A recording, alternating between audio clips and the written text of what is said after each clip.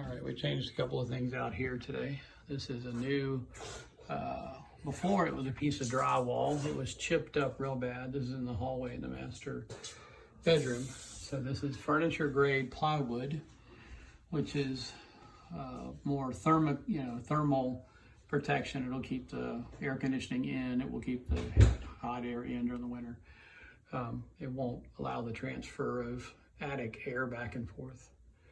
So that's brand new. And then we've done this here with molding.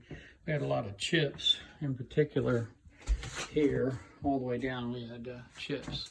So to kind of make it a little nicer, we put this as plastic PVC corners, and they look real decorative, and it'll get caulked in and cleaned up. But it makes it look a lot more impressive looking with the molding. And it solved a lot of problems now with luggage and stuff. Hopefully it'll do better than those old-fashioned metal corners with paint on them. So these are plastic. They'll survive the stuff. We do this a lot in our houses. So, of course, this is just glue right here. That'll all get trimmed off tomorrow and then caulked in.